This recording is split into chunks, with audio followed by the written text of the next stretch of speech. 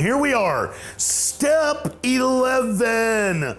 Sought through prayer and meditation to improve our conscious contact with God, praying only for the knowledge of His will for us and the power to carry that out. This is freaking the ninja tools. Whoosh. This is what we use to improve our spiritual condition. You know, as I explained earlier before in the steps, is that it's an inside job. It's an inside job. However we are inside is how the feelings, the thoughts, the perception of this world and the person we are perceived, taken in. If it is ugly in here,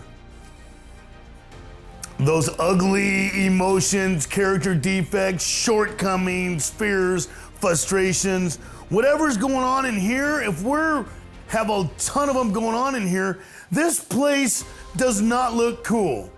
It doesn't look cool. This is why we live in this materialistic world. Kinda, yeah, we really do. Have you ever asked yourself why you see a rock star, a celebrity, one of these people that have everything a human being could ever want? Millions of adoring fans. Everyone loves them.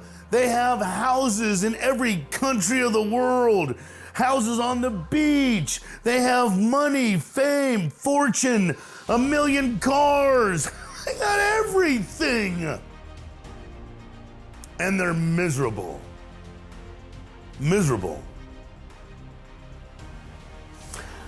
It is a timeless tale about how material success with a lot of people end up being the worst thing that's ever happened to them. And as sad as it to say, they take their own life. So we recognize, and I really believe that humanity is becoming more spiritual inside because we're recognizing it's not the money, it's not the things, it's not the stuff, it's an inside job. And I think we're having this great shift into realizing that I'd rather be happy than rich. I'm telling you that right now. So if you haven't figured it out, and I'm telling you again that this is a spiritual program. Spiritual means dealing with the qualities of your spirit inside, dealing with the spiritual qualities, the good ones, love, peace, serenity, joy, happiness. These are the good ones. Kindness, patience, love, and tolerance. These are the good ones. Courage. These are the good ones. Then we have the other negative qualities of spirit: anger, hate, fear, frustration, discontent, resentment. We have these negative ones too. So as we make progress through these steps, now we're going to sharpen, continue to expand on our spiritual nature so that we can improve our spiritual condition. 2 things people have been doing for thousands of years to improve means to make better their spiritual condition: prayer and meditation.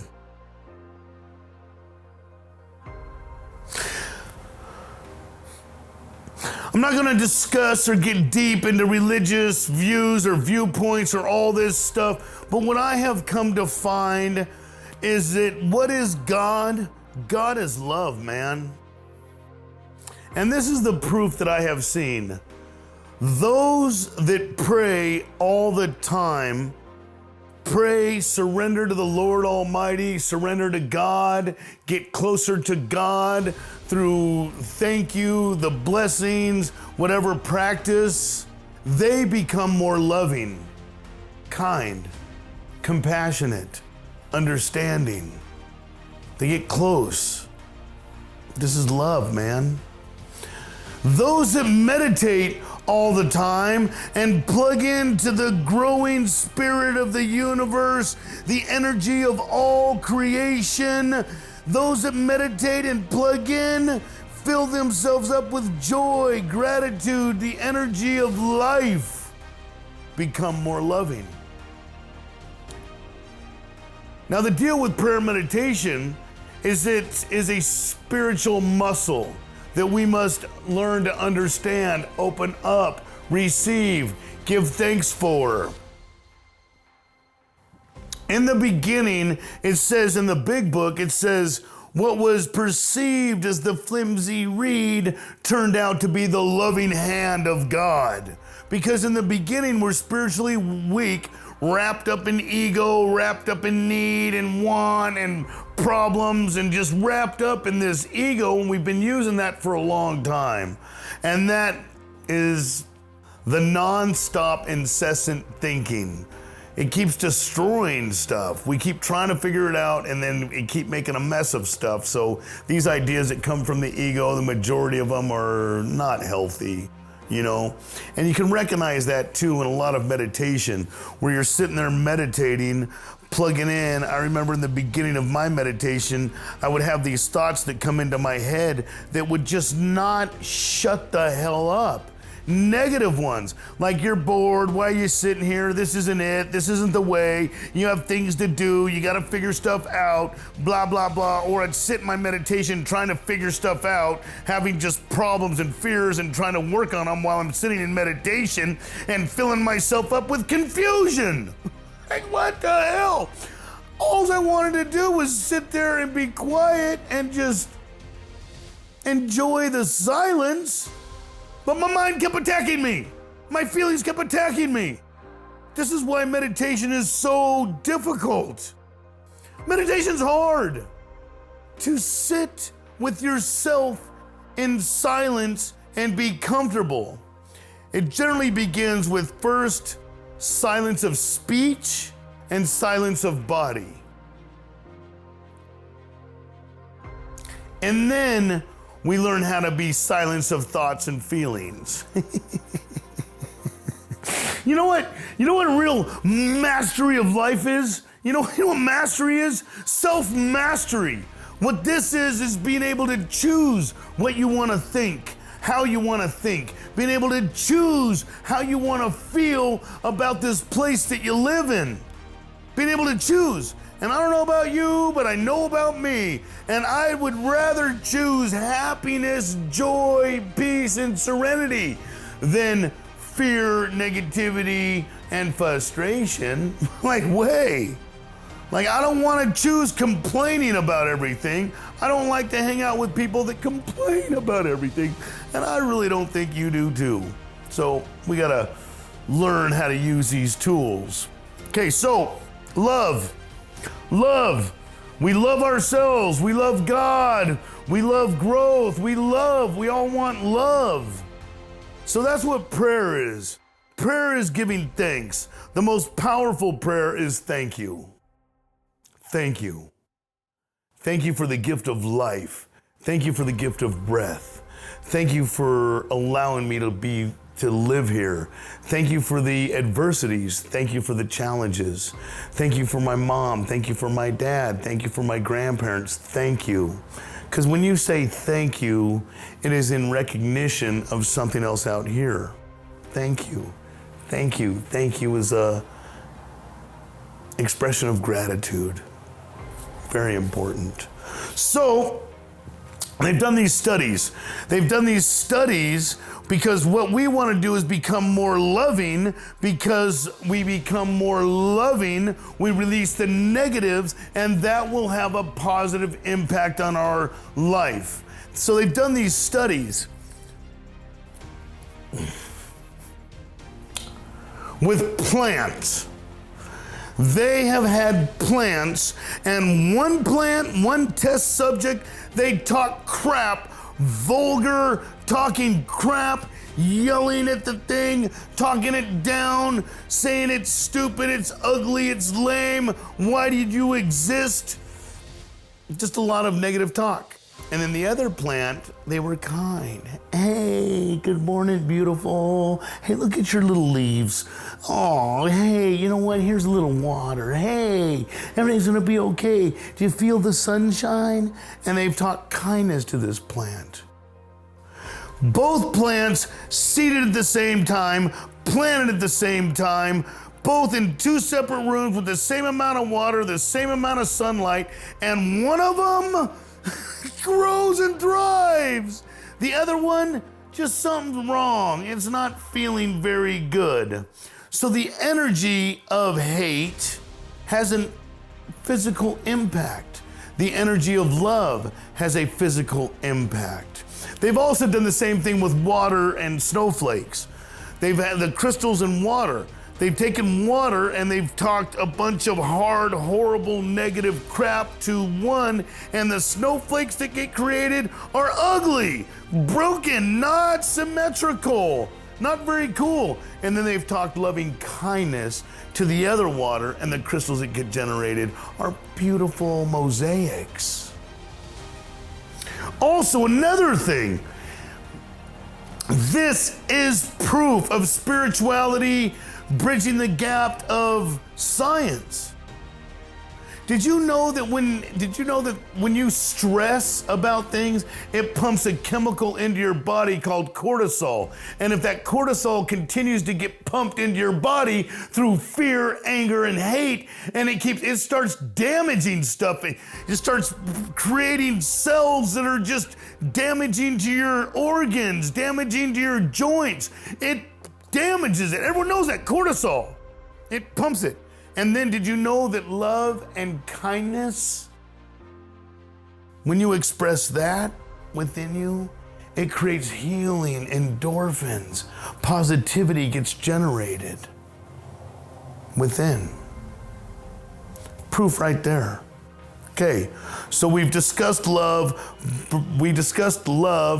And if we love, prayer, meditation, we become more loving, so that means we become more healing.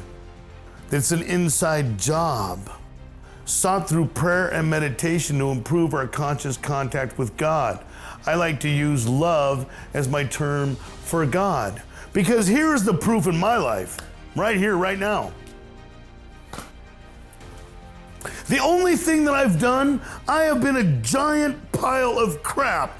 The biggest disappointment and the failure of my family's life. The most confused freaking idiot because I kept going back on heroin. I kept smoking meth. I kept going back to prison. I kept being bored and frustrated on all my various attempts at getting sober. I kept trying to manage my own life. Just pull it together. Just man up.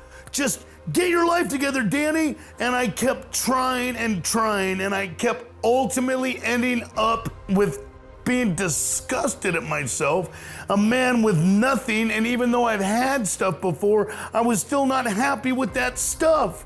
So there was pain and misery going on. I came into the program, I got a sponsor, I did 12 freaking steps. He told me to pray and meditate every day, surrendering my negative stuff to the air, to the sky, to the spirit of the universe. And I kept focusing on the negatives releasing the negatives, doing these 3rd and 7th-step prayer. And I have become more loving, kind, compassionate, live a life beyond my wildest dreams, and it has nothing to do with the stuff that I have. It has everything to do with the way I feel inside about who I am, the life I have, and the world that I live in. All I did was pray and do these 12 steps. And it compelled me to want to help people. It compelled me to look at this place beautiful. So that's the proof for me right there. If you've gotten this far, or if you're just watching this one for the first time, prayer is so badass. It is surrender of the ego, the mind that keeps that just creates confusion in here, because we've made a million promises to stop drinking. We've concocted a million different ideas on how we're gonna use less, how we're gonna smoke less, how we're gonna drink less, how we're gonna put our lives together when we've crossed that invisible line where we can't stop screwing things up. We can't stop obsessing about something. And we've tried everything. That's why it says in the end of chapter 3, switching from scotch to brandy, agreeing to resign if ever drunk on the job, taking a trip, not taking a trip, swearing off forever with and without a solemn oath, increasing more physical exercise, going to health farms and sanitariums. We could increase this list ad infinitum. So that means that my mind is going to keep coming up with bullshit about how I'm going to pull my life together. And my mind is my ego, this weird thing that keeps thinking all the time and keep giving me badass ideas that I think are badass, but then when I try to put them into action, it doesn't work. So now how I'm gonna pause that thing, tell that thing you're fired, stop it from freaking getting at me, is getting in touch with the higher power through prayer or meditation. I'm gonna tell that thing to shut the hell up. And I'm gonna release it and let go and let God. Let go and let God. Let life, let love, let light into my life so that I will stop tripping. Meditation is difficult. We're spiritually weak. We're taking advice from the mind that keeps screwing us over. We have to release that mind. I heard this great thing. It says, you know where God lives? In between your thoughts. We're not giving him any room to get in there because we just have this incessant thinking machine that doesn't shut up. And the majority of it is very negative, very opinionated, very judgmental, very needy, very wanting, very this is wrong, that's wrong, you're wrong, they're wrong, everything's wrong, everything's wrong. What's wrong with my life? I gotta fix it, I gotta fix it, I gotta fix it. And that's not healthy. Because right now, what you are is perfect.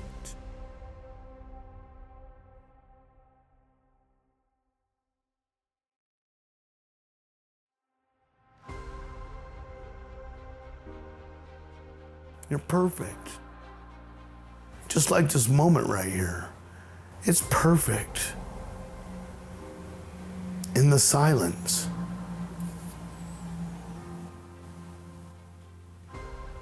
I hear cars going by. Got my feet planted. There's nothing wrong with this moment. But then all of a sudden the mind will say, well, what's wrong with your life? I got problems, I got fears, I got insecurities, I got bills, I gotta get out of here, I gotta do this, I gotta do that. And all of a sudden in this perfect moment, we just this mind just filled ourselves with problems. All we ever exist is in this present moment. Eckhart Tolle says, is there ever a moment in your life that wasn't now? It's always now. It is always now.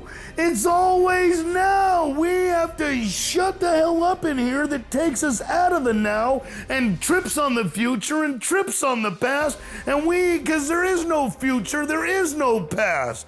There isn't. It is always now. So the level of our success, the level of the quality of our future, I guess, if there is a future, well, there's a future because it's coming, but it'll always be existing in the now. The quality of it is dependent upon how we treat the present moment.